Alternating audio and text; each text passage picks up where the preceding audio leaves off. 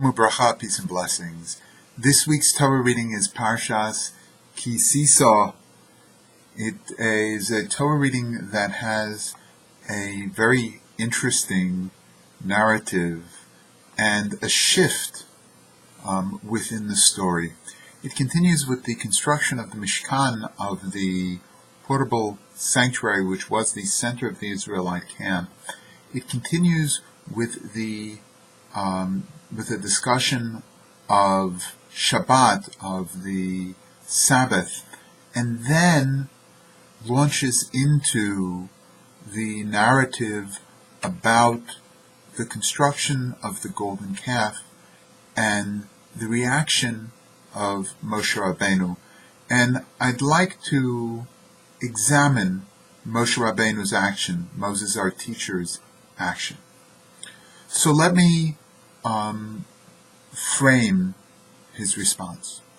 Moshe goes up to the mountain to receive the law, and the children of Israel are expecting him back.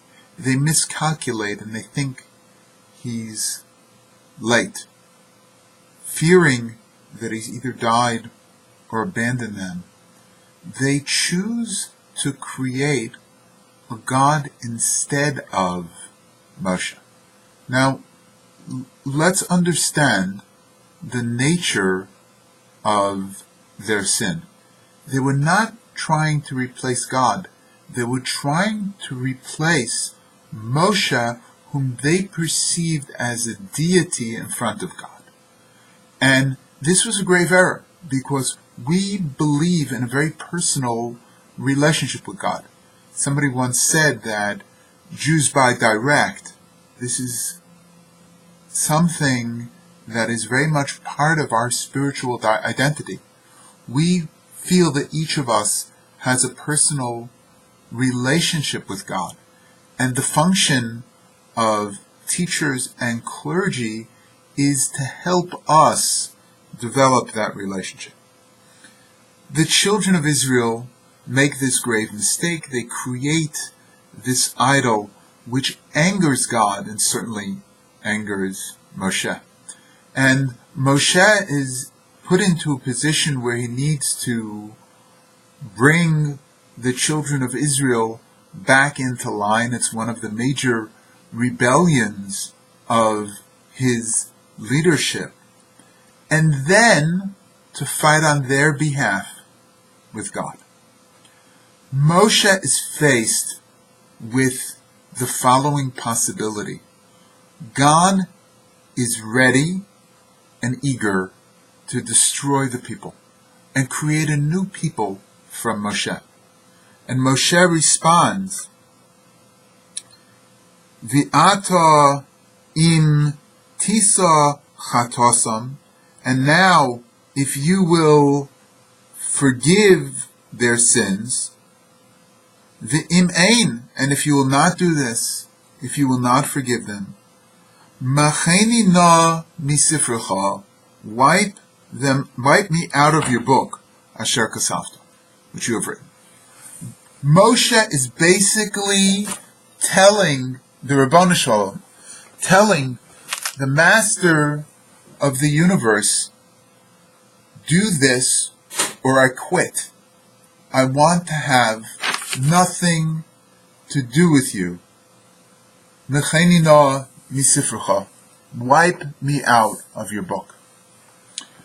When I was studying this parsha with my Zeta of blessed memory, I said to him, Zeta, this is inconsistent with the image that we have of Moshe as being an ish anav, a humble person. And it certainly is inconsistent with the Moshe that we see with the incident of the burning bush, the reluctant servant of God. I don't speak well, they're not going to listen to me. Send Aaron instead of me. But this is a confident Moshe who is ready to quit if God does not forgive the people. My Zeta quoted his father's Rebbe with the following teaching. Moshe was an Ish Anav. He was an Ish Anav. He was a humble person when he was the reluctant servant of God. He was a humble person when he faced off with Paro, and he was a humble person when he faced off with the Almighty. How are we to understand this? We have a false impression of humility. Humility does not mean that we are unaware of the gifts that the Rabbanu Shalom has given us. We are unaware of the gifts that God has placed within our being in the form of abilities. It means that we realize that it's not all about us. If Moshe was not an Ish Anav, if Moshe was not a humble person, he would have just sat back and let history take its course. And then he would not only have been one of the primary characters in our Holy Scripture, he would have been the patriarch of a holy nation. Avraham, Yitzchak, Yaakov, Sarah, Rivka, Rachel, and Leah, they would have all become irrelevant.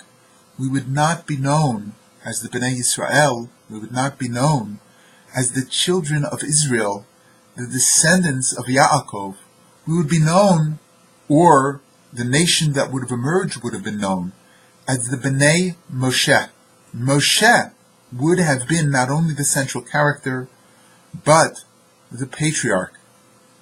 Moshe realized that it's not about him. It's about the people. And he stood up for the people, even when it was to his own detriment. That is the nature of true humility, understanding that it is not about us.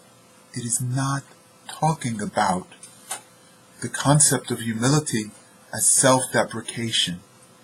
We are to thank God for the abilities that God has placed within us and realize that they are in fact a gift from God. We are to express our humility by realizing that it's not just about us. We exist within the context of a greater humanity. Shabbat Shalom. May the spirit of Shabbat bring joy into your heart, into your home, and into your life.